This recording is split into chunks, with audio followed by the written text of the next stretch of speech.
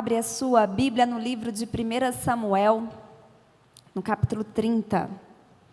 Eu quero estudar um pouquinho com vocês sobre os ensinamentos aqui que Deus nos traz através desse momento, dessa situação que Davi passou. Deus nos deu um presente, que é a nossa família, né? Se você não casou, se você é solteiro, você tem os seus pais. Se você tem irmãos, enfim, é a sua família. É as pessoas com quem você vive, que você compartilha o seu dia a dia, que você compartilha as suas dores, as suas conquistas, as suas lutas. Se você já se casou e você tem filhos como eu, nossa, é aquilo que faz o nosso coração acelerar, né? Bater mais forte. E a nossa família é muitas vezes atacada debaixo dos nossos próprios olhos e nós não percebemos. Por falha nossa, por erro nosso, e é isso que eu quero estudar com vocês, amém? 1 Samuel capítulo 30, a partir do verso 1. Quando Davi e seus homens chegaram a Ziclag, no terceiro dia, os amalequitas haviam atacado Neguebe, devastando e incendiando a cidade de Ziclag.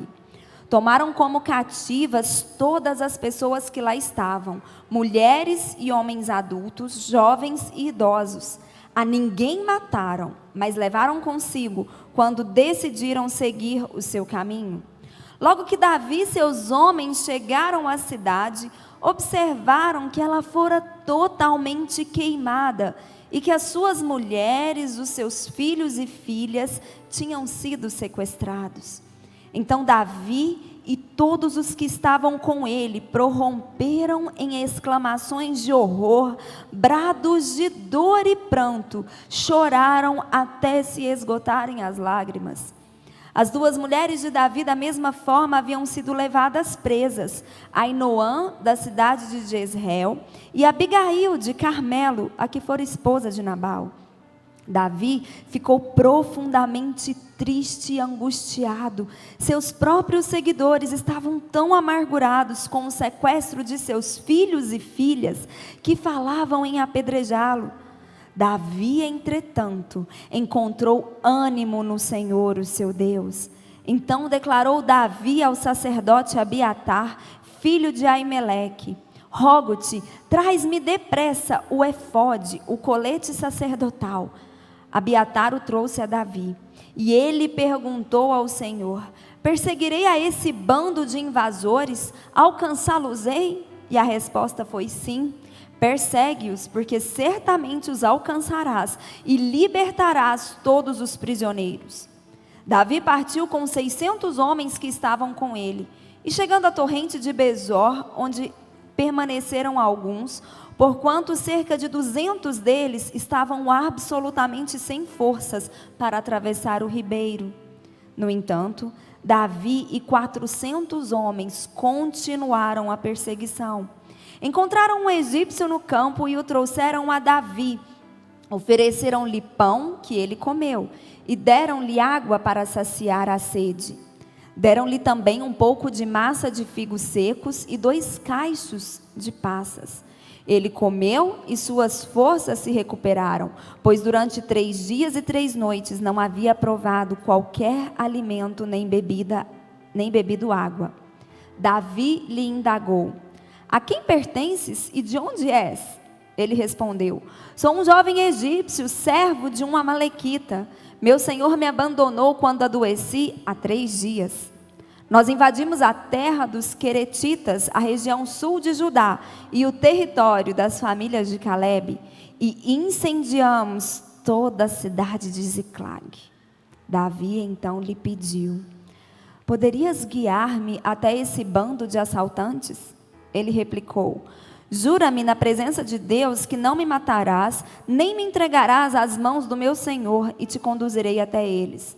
Então levou-os até onde se achavam, e eis que estavam espalhados por toda a região, comendo, bebendo e festejando os despojos que haviam carregado da terra dos filisteus e da terra de Judá. Davi os atacou de surpresa e os massacrou, desde a alvorada até a tarde do dia seguinte. Ninguém escapou, exceto 400 rapazes que fugiram montados em camelo. Assim, Davi recuperou tudo quanto os amalequitas haviam tomado. Também libertou suas 2 esposas, de modo que nada lhes faltou. Feche os seus olhos mais uma vez. Senhor, graças te damos pela tua palavra. E te pedimos em nome de Jesus, Espírito Santo, fala conosco, fala ao nosso coração. Ó Deus, transforma a nossa vida no dia de hoje através da tua palavra, em nome de Jesus. Amém? A primeira coisa que me chamou a atenção foi a forma que Davi e aqueles homens reagiram. Davi, todos aqueles homens que o estavam acompanhando, não eram pessoas frágeis, não eram pessoas sensíveis. Eles eram homens de guerra, eles estavam acostumados a ver sangue, eles estavam acostumados com perdas, porque mesmo quando um exército vai para uma batalha e ele ganha a batalha, muitas vezes ele perde alguns soldados. Então eles já tinham uma familiaridade com isso, eles já sabiam o que era perder um companheiro de batalha, uma pessoa querida que lutava lado a lado, que às vezes salvou a vida de um deles com um golpe de espada, mas logo à frente não resistiu.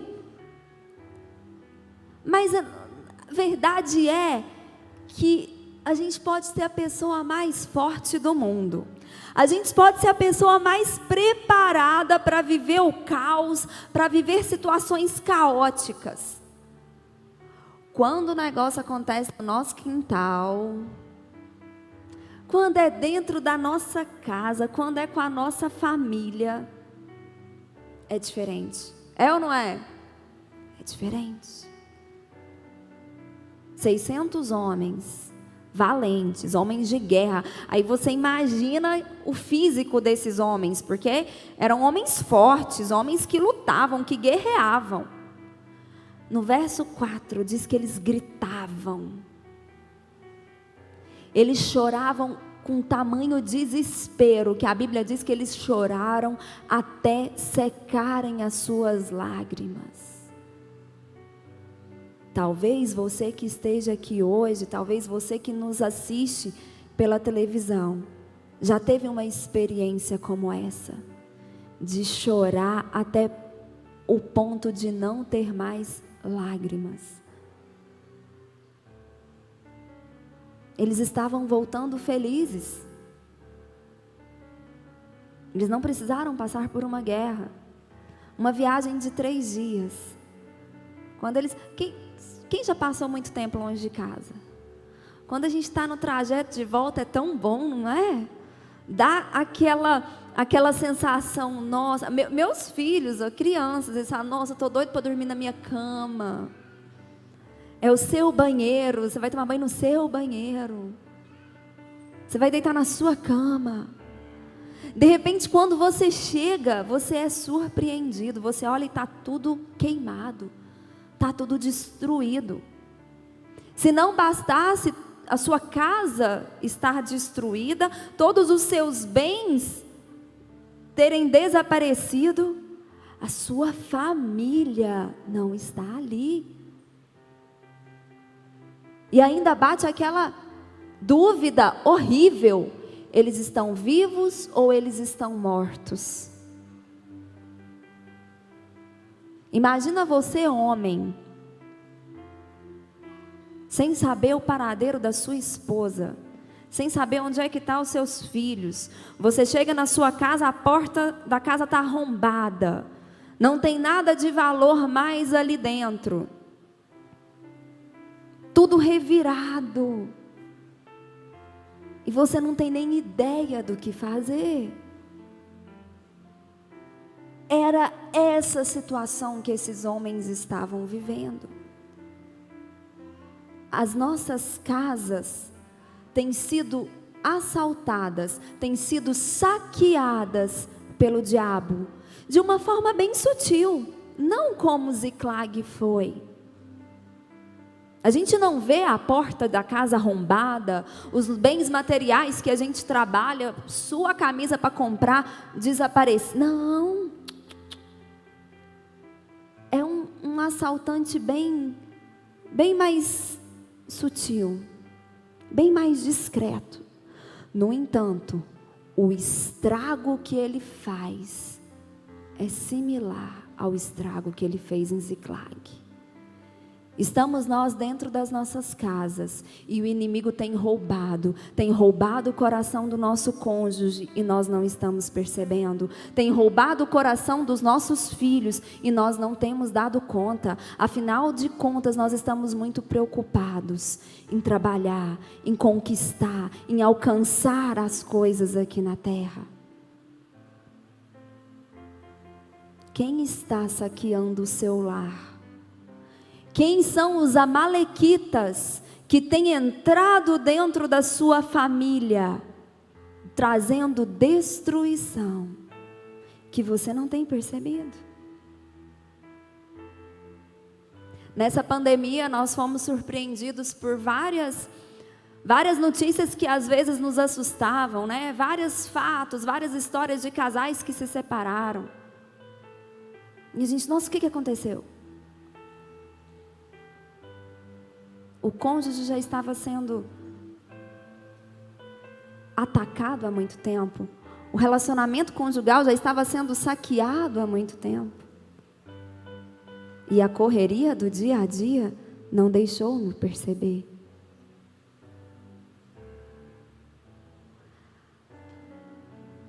Quantos de nós temos permitido que o diabo saqueie e roube a nossa saúde? E aqui eu falo de saúde física, saúde emocional e saúde espiritual. Nós precisamos identificar quais são os amalequitas que têm saqueado os nossos lares. É sutil. Não é como na época de Davi, não é como foi em Ziclag. A forma dele roubar e dele trazer destruição é diferente, mas o estrago que ele faz, o resultado final é igual ou pior. Vocês estão entendendo? Qual foi o erro de Davi e dos 600 homens que com ele estavam? Sabe onde eles estavam? Pegou-se Davi, selecionou ali os 600 homens. Esses 600 homens que estavam com eles eram os melhores ali de luta, de guerra, de batalha. Mas nós lemos que ficou ali as mulheres, ficou alguns idosos e ficou alguns jovens. Um ou outro que não era bom de briga, que não tinha muita habilidade com a espada. Todos eles foram lutar uma guerra junto com o povo filisteu. E deixaram toda a sua família, deixaram aquilo que eles tinham de mais precioso em uma posição vulnerável. E eu quero que você pense agora, quem na sua família você tem deixado vulnerável? É muito sério quando a gente se dispõe, não é nobre, às vezes a gente confunde com um sentimento de nobreza. Não é certo a gente lutar batalhas que não é nossa. Eu anotei aqui, eu não vou abrir lá por causa do nosso tempo. Se você estiver anotando em 2 Crônicas, no capítulo 35, do verso 20 ao verso 24. O rei Josias foi lutar uma batalha que não era dele. E Deus usou o rei, acho que era Nero, o nome do rei. Neto, não. Leto? Não, acho que também não era isso não, mas era um rei egípcio, tá, gente? Era o rei do Egito. Usou ele para falar para Josias, desculpa. O que você está fazendo? A minha luta não é com você, vai embora, volta para trás. Eu não estou brigando com você, eu estou indo brigar com outro. O meu inimigo é outro, a minha luta é com outro. E Josias bateu no peito, quis ajudar, O que aconteceu com ele? Ele morreu na batalha. Ele morreu na batalha. E aí a gente tem mania de fazer uma coisa terrível. Nós lutamos batalhas que não são nossas. Na maioria das vezes Deus nos avisa. A gente encuca, né? Cabeça dura, a gente vai. E quando acontece alguma coisa, a gente ainda questiona Deus. Deus, como é que o Senhor permitiu isso? Como é que isso aconteceu? Deus não mandou você ir. Não lute batalhas que não são suas. Davi e os 600 homens deixaram toda a sua família, toda a sua casa vulneráveis, numa exposição ao inimigo, para lutar uma batalha que não era deles. Nós não podemos entrar em batalhas que não são nossas. Nós não podemos deixar a nossa família vulnerável aos ataques do inimigo. Você que é mãe, você que é pai, você tem uma responsabilidade diante de Deus para com os seus filhos. Não deixe os seus filhos em uma posição de vulnerabilidade, porque o diabo vai atacar? Vai. A palavra de Deus diz em 1 João que o mundo jaz no maligno. 1 Pedro diz que o diabo anda ao nosso derredor esperando o momento de atacar. Ele vai atacar. Eu não sei te falar quando, mas ele vai. É só você baixar a guarda. É só você começar a lutar a batalha que não é sua. É só você começar a expor a sua família, expor o seu casamento, que ele vai atacar. 1 Pedro, eu anotei aqui, deixa eu achar. 1 Pedro, não anotei. 1 Pedro 5:8. Sede sóbrios e vigilantes, porque o diabo, o vosso inimigo, anda ao seu derredor, esperando o momento de atacar. Ele vai atacar quando você baixar a guarda. Ele vai atacar os seus filhos, o seu cônjuge, a sua família, quando você deixá-los vulneráveis, susceptíveis ao ataque dele. Sede sóbrios e vigilantes. Eu gosto muito do exemplo de Neemias, só citando também Neemias capítulo 4, do 16 ao 21. Chegou um ponto, eles estavam reconstruindo o muro de Jerusalém, e estavam sendo zombados, recebendo ameaças de ataque. O que Neemias orienta a todo mundo? O trabalho tem que continuar. Eu preciso continuar a edificação do muro. Metade edificava, a outra metade ficava com a lança, fazendo o escolta ali. Os carregadores, que tinham que carregar o material, as pedras, com uma mão carregava, com a outra, Neemias diz que eles estavam com a arma na mão. Nós precisamos fazer várias coisas durante esse período nosso aqui na terra. Nós temos sim que trabalhar, nós temos sim que conquistar, nós temos sim que querer dar, né, tudo. A gente sempre quer dar coisas para os nossos filhos. E às vezes não é tanto de coisas que os filhos precisam, a gente precisa identificar isso. Mas com uma mão você trabalha, com a outra você tem que estar armado. Você tem que estar sóbrio e vigilante. É o tempo todo em estado de alerta, porque o amalequita vai vir contra a sua casa. Não estou profetizando tragédia e maldição, não, isso é Bíblia. Não podemos deixar a nossa casa vulnerável aos ataques de Satanás. Temos que vigiar o tempo todo, temos que orar o tempo todo. E às vezes, enquanto eu estou falando aqui, você se viu na situação desses homens. Fala, mas infelizmente já aconteceu. Eu já não tenho mais o coração do meu filho. Meu filho já mudou. O comportamento dele está diferente.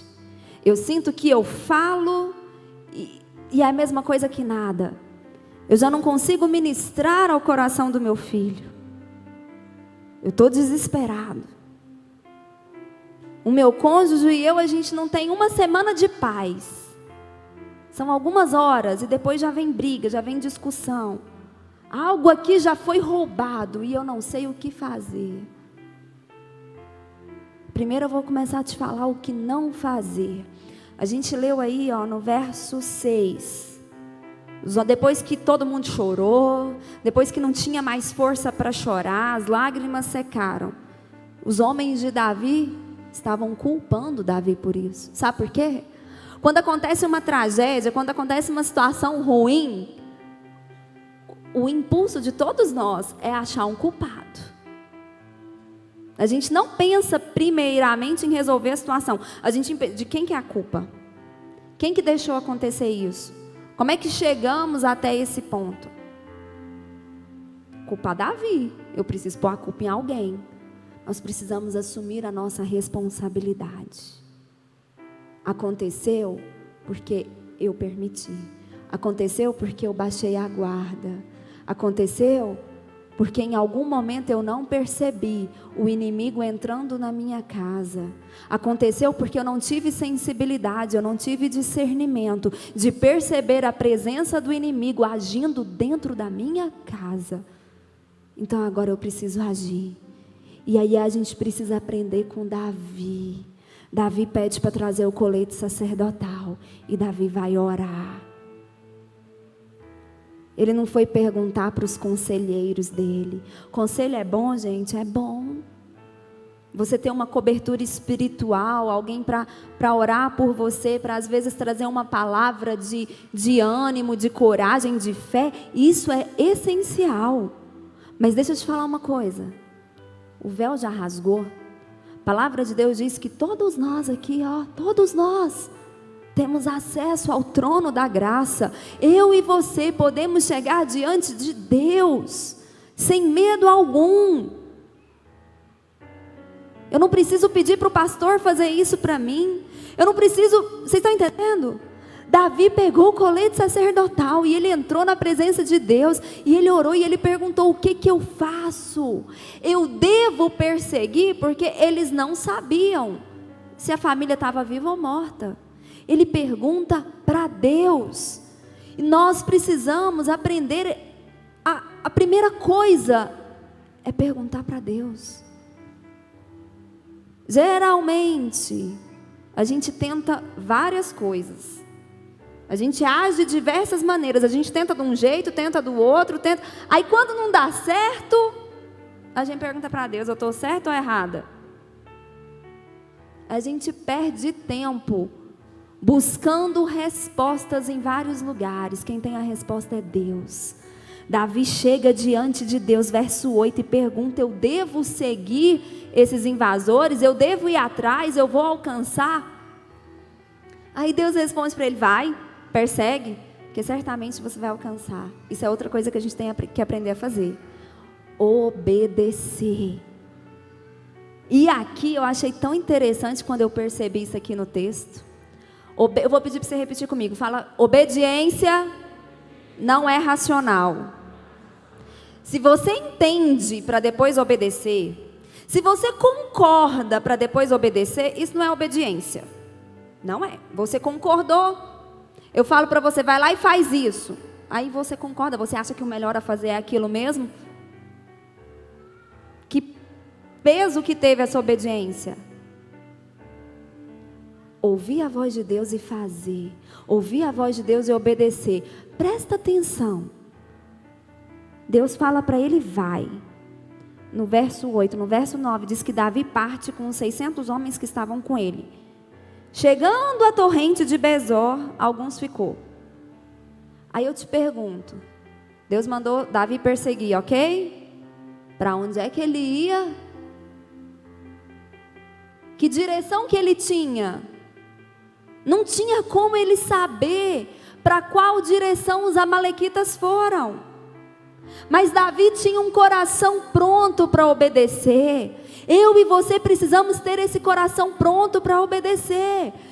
Se colocando no lugar dele, eu imagino que ele estava atordoado. Eu imagino sim que o Espírito de Deus que direcionou ele numa direção.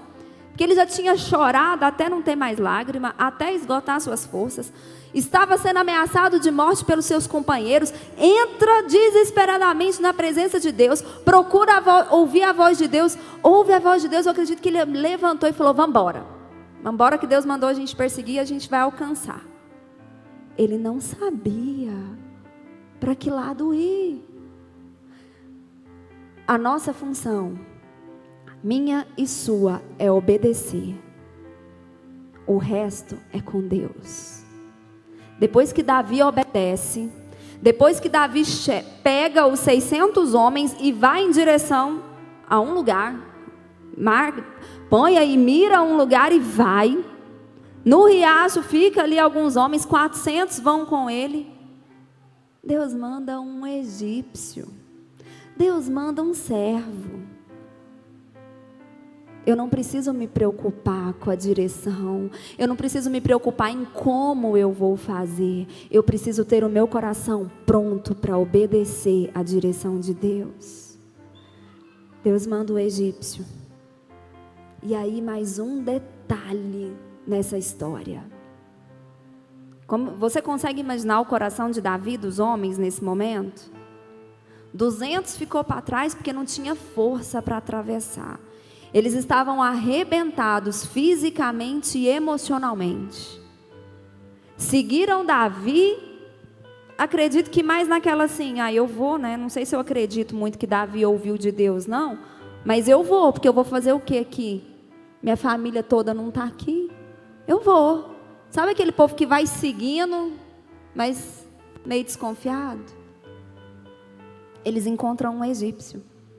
E se você prestou bem atenção na leitura, eles cuidam desse egípcio, que estava doente. Já há 3 dias tinha sido abandonado ali. Eles cuidam.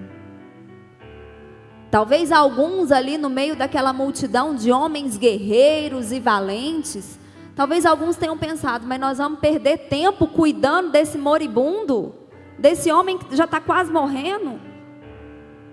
Eu quero é ver minha família, eu quero é resgatar meus filhos, eu quero resgatar minha esposa, eu quero resgatar os meus pais.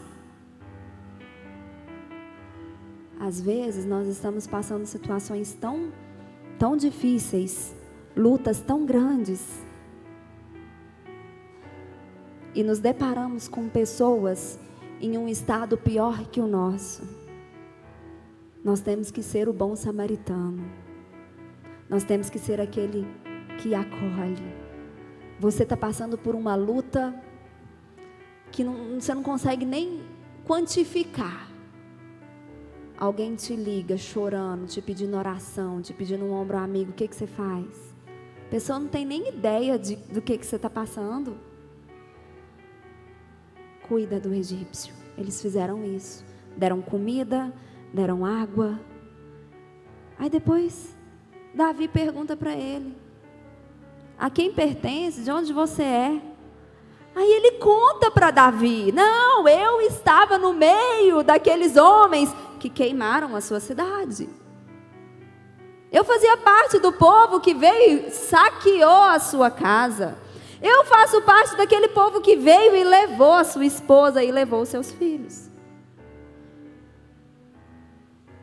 Davi não retribui com o mal aquele servo. Davi vira para ele e fala: você me mostra onde eles estão? E nós finalizamos a leitura no verso 19 falando que nada faltou. Davi destruiu os seus inimigos. Davi destruiu todos aqueles que fizeram mal para ele e para o seu povo.